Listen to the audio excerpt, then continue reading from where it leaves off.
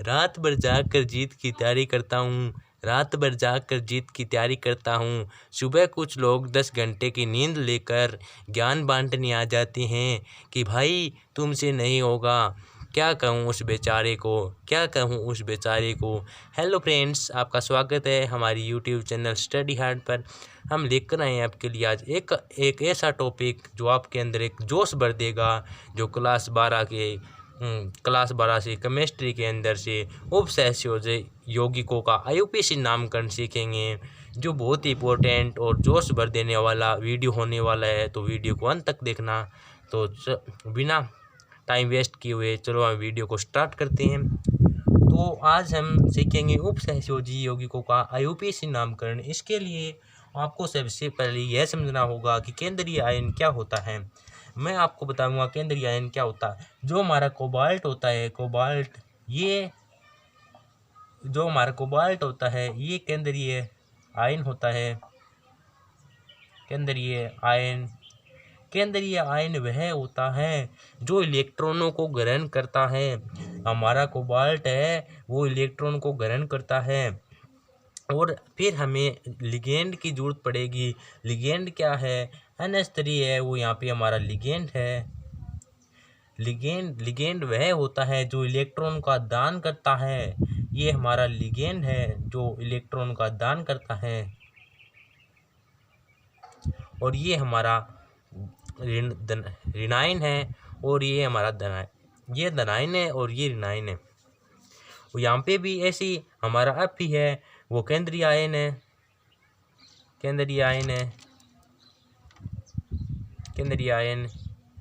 और Cn, यहाँ पे Cn है जो हमारा लिगेंड है, जो इलेक्ट्रॉनों का दान करता है।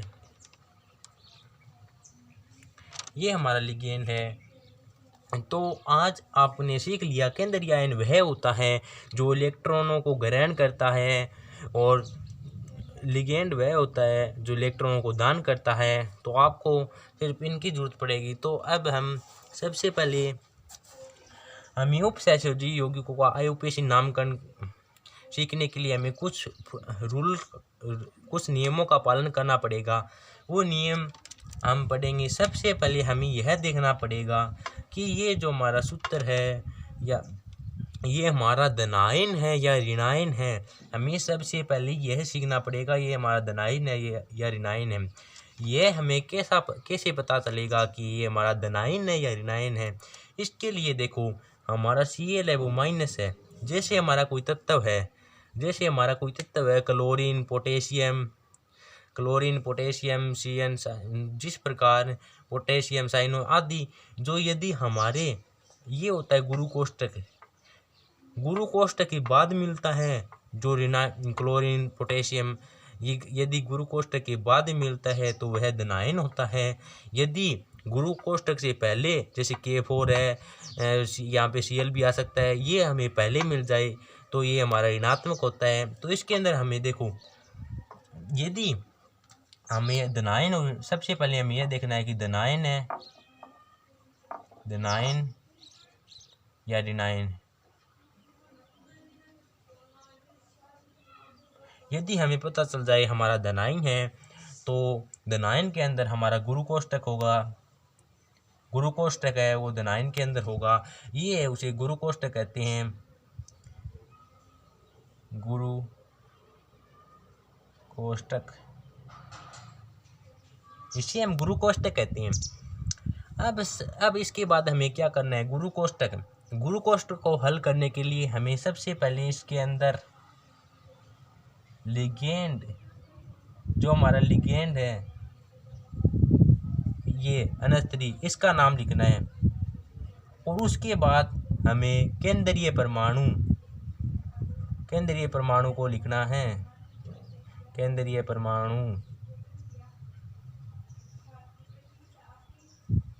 परमाणु को ऑक्सीकरण अवस्था के साथ लिखना है। तो ये हमारा जो गुरु कोष्ठक है वो संपन्न होता है। उसके बाद हमारा जो ऋणायन बचता है हमें उसको लिखना है। फिर उसके बाद हमारा ऋणायन आ जाएगा यहाँ पे। रिनाइन, हम उसकी संख्या नहीं बताएंगे। रिनाइन होता है माइनस, हम गलत लोगों को कभी नहीं गिनेंगे, यानी संख्या नहीं बताएंगे। तो यदि आपका गुरु कोष्ठक हमने देख लिया, जो आपने फॉर्मूला है वो द9 है, तो आपको इस नियमों का फॉलो करना है। यदि आपको द9 या रिनाइन में से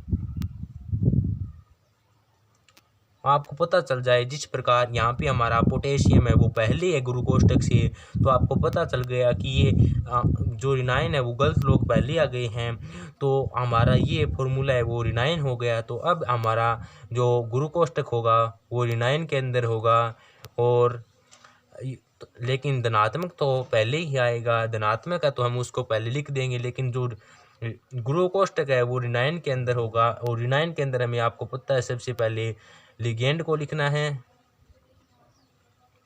और उसके बाद केंद्रीय परमाणु ऑक्सीकरण अवस्था के साथ ऑक्सीकंडेशन,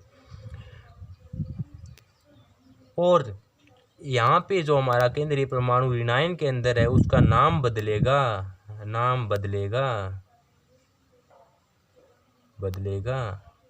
यहाँ पे हमारा आ जाएगा द9, यहाँ पे हमारा आ गया द9। तो देखो यहाँ पे हमारा द9 आ गया। हम यहाँ पर भी द9 की संख्या नहीं बताएंगे, हमें अच्छे व बुरे दोस्तों की संख्या नहीं बतानी चाहिए, क्योंकि अच्छे को बुरा बना देता है समय और बुरे को अच्छा बना देता है। इसलिए हमें नहीं तो द9 की संख्या बतानी है और नई रिनाइन की संख्या बतानी है। तो आपको कुछ ये नियम बताइए, ये आप याद कर लो, फिर आपका IUPAC नामकरण है वो मिनटों में निकाल सकते हो। तो अब चलो हम प्रैक्टिस करते हैं। सबसे पहले हम एक ऐसी ले लेते हैं। चलो हम इसका नामकरण करते हैं। एक मिनट, तो इसका नामकरण करते हैं। रुको मैं थोड़ा सा आपको ले,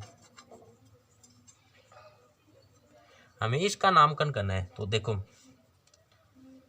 एक मिनट, मैं दोबारा से लिख लेता हूँ। हम सबसे पहले 1 नंबर एग्जाम्पल लेते हैं। इसके अंदर हमें जिसका नामकरण IUPAC नामकरण करना है। देखो मैं ले लेता हूँ CONH3 6 और Cl3। तो अब हमें इसका IUPAC नामकरण करना है। आपको परीक्षा में इस प्रकार दिया जाएगा कि इसका IUPAC नामकरण लिखिए। तो अब आपको सबसे पहले क्या करना है, देखो यहाँ पे Cl है वो हमारा माइनस होता है, Cl पर माइनस आवेश होता है, आपको पता ही है क्लोरीन माइनस होता है। तो यहाँ पे हमारे 3 Cl है, Cl3 है, तो यहाँ पे -3 आएगी, और इसको बैलेंस करने के लिए यहाँ पर हमारा +3 आएगा, जो इसको बैलेंस करेगा। तो देखो हमें सबसे पहले इसका IUPAC नामकरण करने के लिए हमें यह देखना है, जो फॉर्मूला है वो द9 है या रिनाइन है। तो देखो हमारा जो नेगेटिव या तत्व है वो गुरु कोष्ठक के बाद है, तो हमारा द9 है, तो मतलब हमारा फॉर्मूला द9 है, यानी तत्व जो है वो गुरु कोष्ठक के बाद में है। तो हमें यह पता चल गया द9 है। द9 के अंदर हमें सबसे पहले गुरु कोष्ठक मिलेगा। गुरु कोष्ठक को हल करने के लिए हमें सबसे पहले लिगेंड को लिखना है। यहाँ पे हमारा लिगेंड है, ये लिगेंड है हमारा, और ये आपको पता है केंद्रीय आयन है, ये लिगेंड है। तो हमें सबसे पहले आपको एक ज़रूरी बात बता देता हूँ, NH3 लिगेंड है, उसका नाम एमीन होता है, और CN है उसका नाम साइनो होता है, CN का नाम साइनो। NH3 को लिगेंड के अंदर एमीन कहती हैं, CN को साइनो कहते हैं। इस प्रकार आपको इन सभी लिगेंड के नाम याद करने होंगे जो आपको बुक से मिल जाएंगे। तो आप NH3 का नाम एमीन है। तो अब हमें सबसे पहले यहाँ पे लिखना लिगेंड हमारे, ये हमारा NH3 है वो लिगेंड है। यहाँ पे लिगेंड कितने अच्छे है, 6, तो आपको पता है 2 को di, 3 tri, tetra, pent, hex, 6 को क्या कहती हैं हेक्सा। तो हम इसको लिखेंगे हेक्सा, हेक्सा। इसको क्या कहते हैं amine, hexa amine, hexa amine, hexa amine. फिर इसके बाद केंद्रीय परमाणु, केंद्रीय परमाणु कोबाल्ट, इसको लिखेंगे कोबाल्ट, कोबाल्ट। इसके बाद हमें यहाँ पे ऑक्सीकरण अवस्था लिखनी है, जो रोमन अंकों में लिखनी है। हमें सबसे पहले इसकी ऑक्सीकरण अवस्था निकालनी है, फिर उसके अंदर हमें रोमन अंकों के अंदर इसकी ऑक्सीकरण अवस्था लिखनी है। तो देखो हम यहाँ निकाल लेते हैं, कॉपर की निकालनी है तो अक्स मान लो प्लस -3 की आपको पता है 0 होती है तो 0। यहाँ पे Cl पर चार्ज कितना है -3, तो एक्स की ऑक्सीकरण अवस्था 3 आ जाती है। हमको प्राप्त होती है एक्स की ऑक्सीकरण अवस्था 3। तो अब हम इसको इस तरह रोमन अंकों में लिखेंगे ऑक्सीकरण अवस्था। अब हमने यह भी लिख लिया। उसके बाद हमारा जो रिनाइन बचता है उसको लिखना है। रिनाइन क्या है हमारा Cl, क्लोराइड, क्लोराइड। तो ये हमारा IUPAC नामकरण हो गया। बहुत ही आसान है, कुछ नहीं करना। आपको बुक में बहुत ज़्यादा थ्योरी मिलेगी और वहाँ पे ऐसे नियम भी नहीं मिलेंगे, तो आप यहाँ से आसानी से सीख सकते हो। तो अब हम इसका भी नामकरण करके देखते हैं। देखो सबसे पहले हमें क्या लिखना है, द नाइन है वो, उसको पहले लिख देंगे। द नाइन है हमारा potassium, potassium, potassium. The nine को पहले लिख देंगे, संख्या नहीं बताएंगे।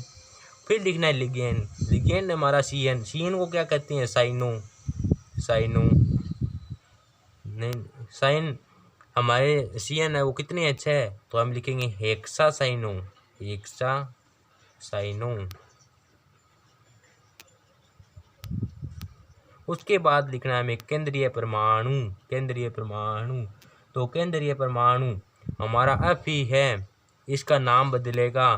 तो यदि रिनाइन में है तो इसके नाम के पहले 8 लग जाएगा, तो ये बन जाएगा फेरेट। अब हमें लिखनी है इसकी ऑक्सीकरण अवस्था, इसकी ऑक्सीकरण अवस्था लिखनी है वही रोमन अंकों में। तो K+1 K की +1 होती है, तो +4।